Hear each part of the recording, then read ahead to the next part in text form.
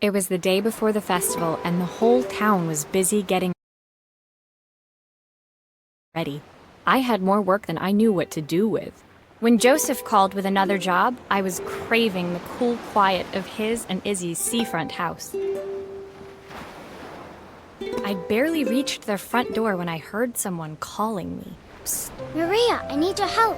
Quickly, it's top secret.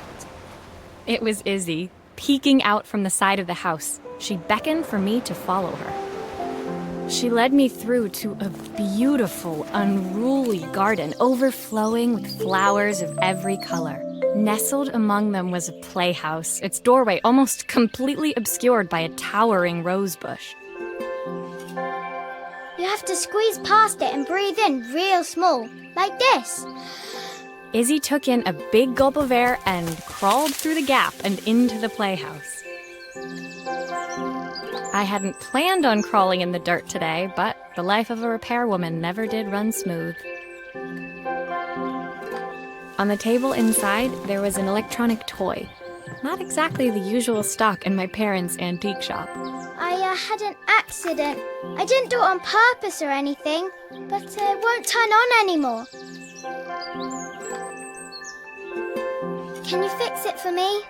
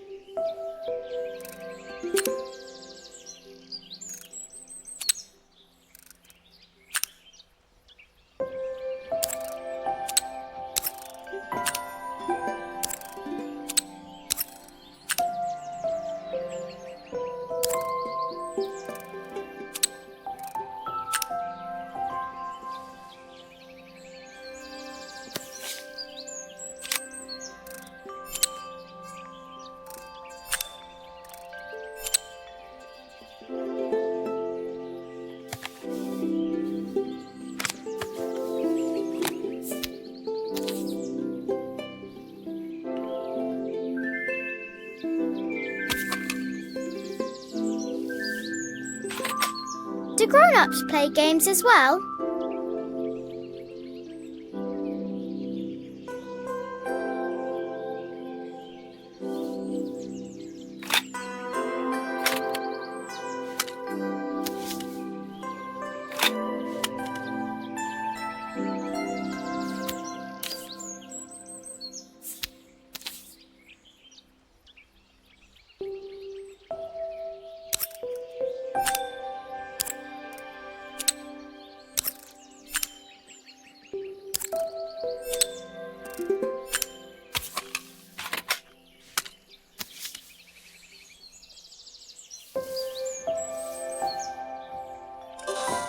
Why does it sound so scary?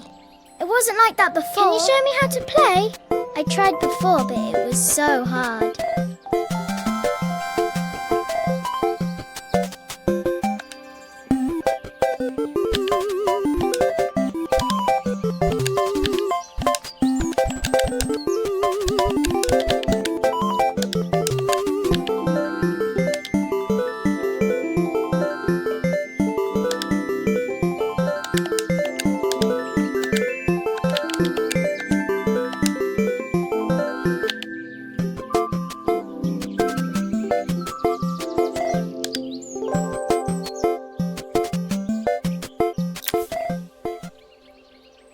her toy fixed, I watched Izzy retreat into its screen, taking refuge in a 3-inch world of her own. Well, I'd better head inside. Your dad is waiting for me. Please don't tell him about the game. He'll think I broke it on purpose. Why would he think that? Because, well, I kind of dropped it really hard at the wall. Izzy looked down, scuffing her shoes on the worn floor of the playhouse. My dad said I have to go to this stupid festival tomorrow and put on a stupid dress, and I don't want to. All he cares about is working. He never wants to see me unless it's for his job. I'm not going. He can't make me. With that, Izzy dove back through the rosebush and disappeared into the wilds of the garden. She was so young. She couldn't be expected to see that her dad was struggling too. It made me think, had I really tried hard enough to understand my parents' point of view? I was so focused on the adventures ahead of me, maybe I didn't care enough about leaving them behind.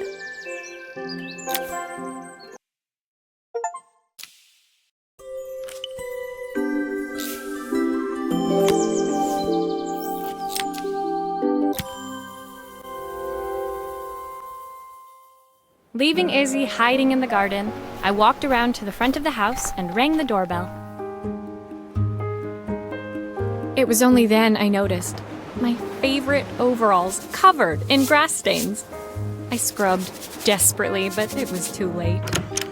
Maria, what are you doing? What happened to your clothes? I was, repairing a lawnmower. How unusual.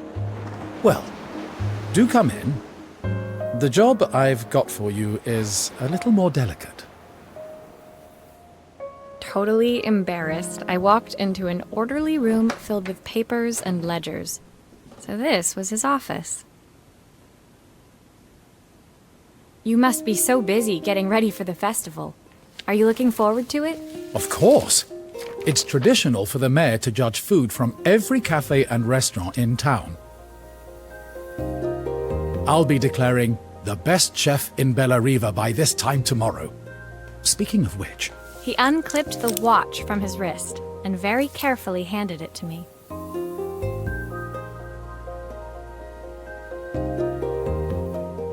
I'll have a tight schedule to follow, but my watch stopped working a while ago. Could you see if you can make it tick again?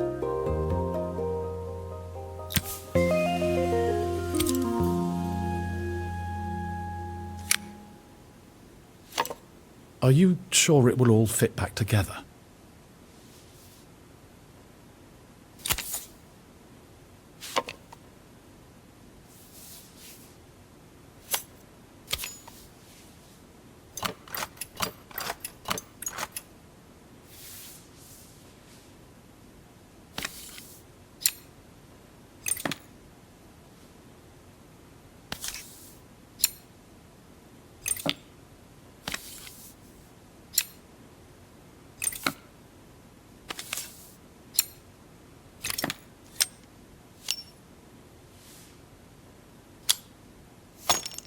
Ah, the main plate has completely cracked. I'll need to replace it.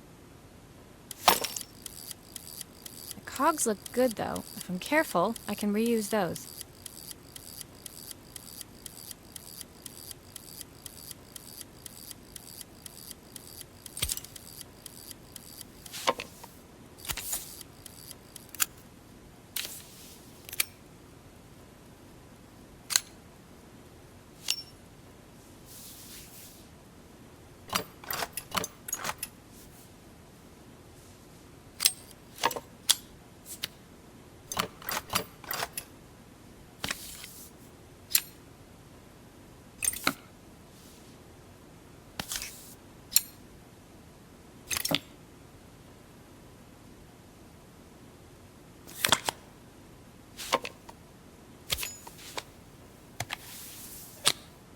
I've not gone a day without this watch since my wife gave it to me.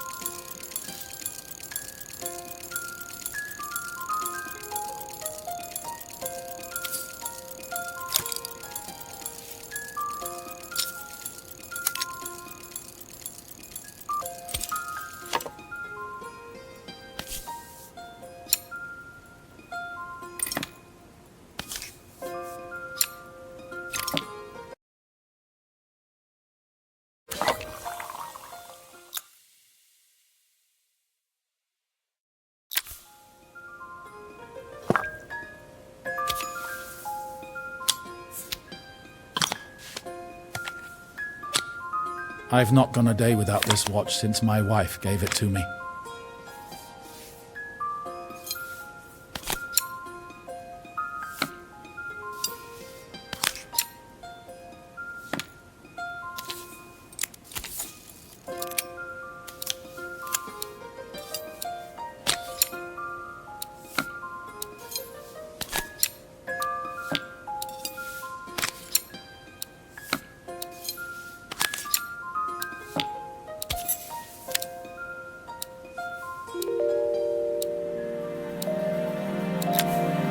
As I handed the watch back to Joseph, my fingers traced over the engraving on the back.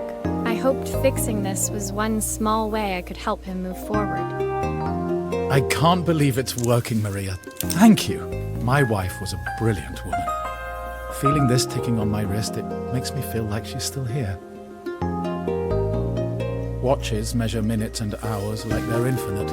I didn't know we had so little time. Even with Isabel, I barely see her. And when I do, she acts like she hates me. Just then, the phone rang. Even when he was at home, his work was never done. Sorry, Maria. I have to take this. I'll see you at the festival tomorrow. As I left, I turned and saw him pacing the floor of his office, his watch glinting in the afternoon sun. I hoped its quiet ticking would at least bring him some peace during the busy days to come.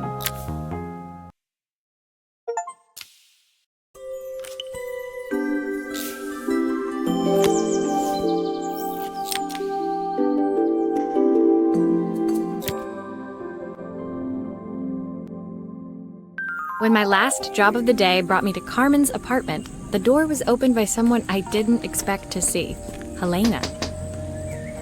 Sorry for inflicting this mess on you. Carmen's never seen a knick-knack she doesn't want to buy, apparently. Carmen's apartment was a little chaotic, but totally charming. It was easy to imagine her living in a place like this. It definitely wasn't Helena's style. She seemed more upmarket than flea market.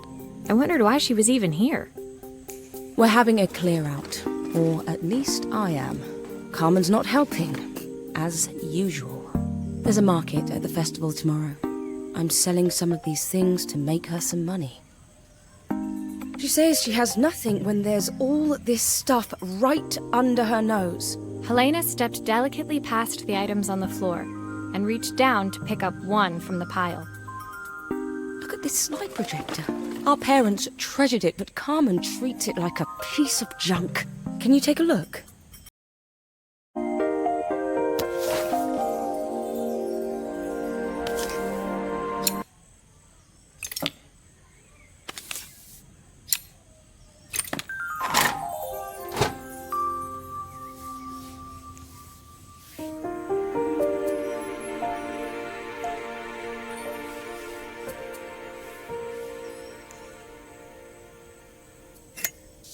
Light bulb is completely smashed. I'll need to redirect the light to the lens at the top for the projector to work.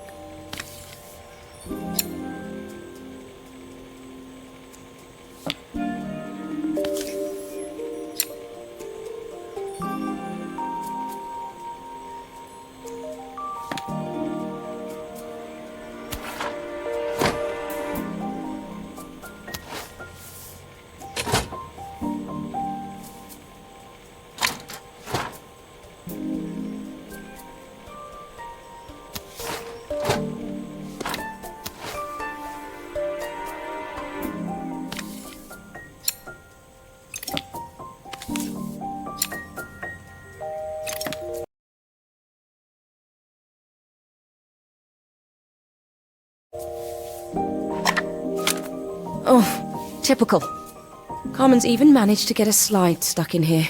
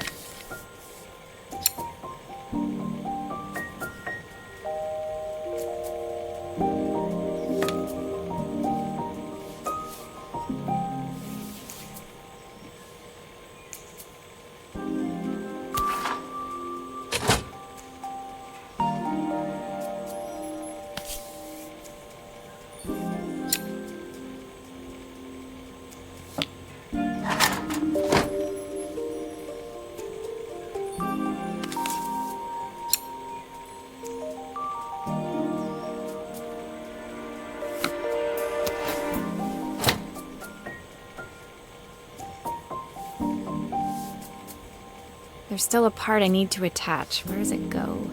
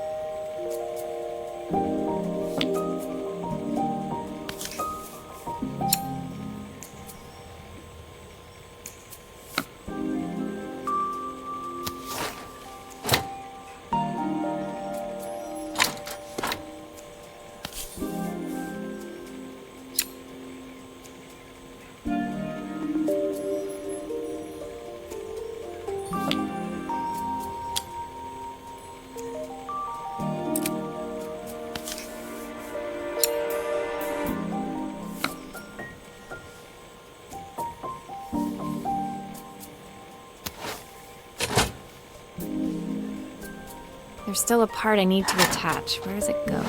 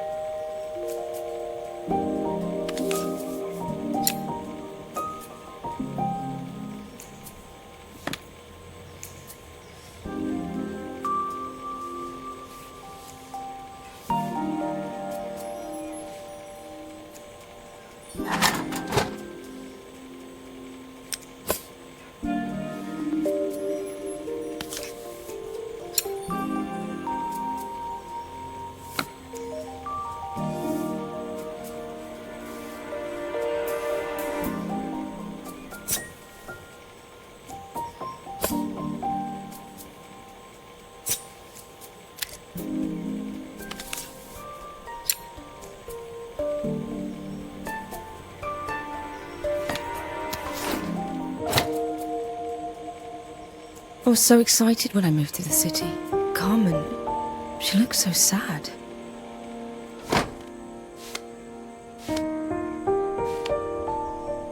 Here's the clicker you'll need to attach.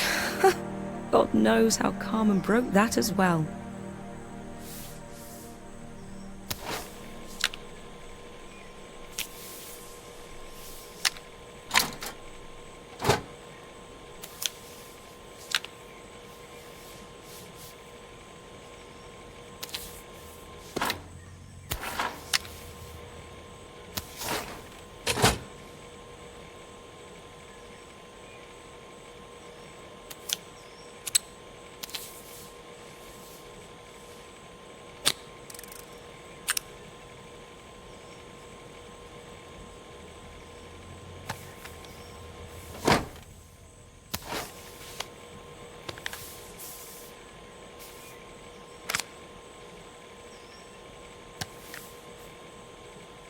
There's still a part I need to attach. Where does it go?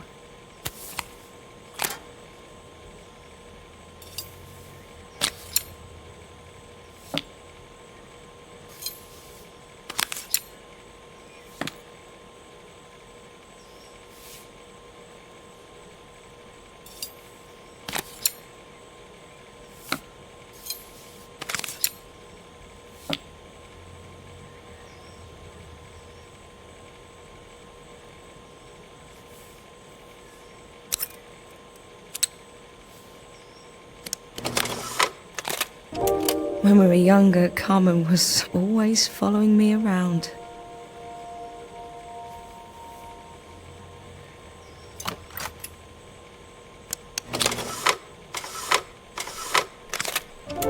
suppose she looked up to me.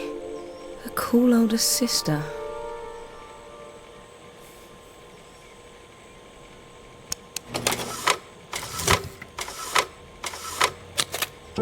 She used to ask me when I was coming home, but I was always too busy. Helena was transfixed, staring at the two young sisters the projector had brought glaringly into focus.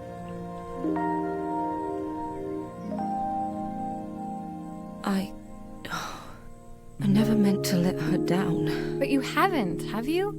You came all this way just to help with the cafe. Plus the money. That's the problem. There is no money. I lost my job a few months ago. My savings are almost gone. I have nothing. Carmen thinks I'll throw my checkbook at her bad decisions and make them okay. But I can't. Not this time. You know, the funny thing is, I came here wanting to tell her the truth. But she's so infuriating. How can I ask her for help when all she cares about is herself?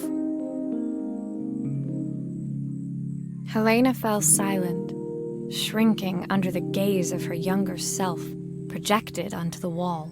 We drifted so far apart when I moved away. It felt like the only thing keeping us together was my bank balance. I know I have to tell her the truth. It isn't fair. But I already lost everything else. What if I lose her too?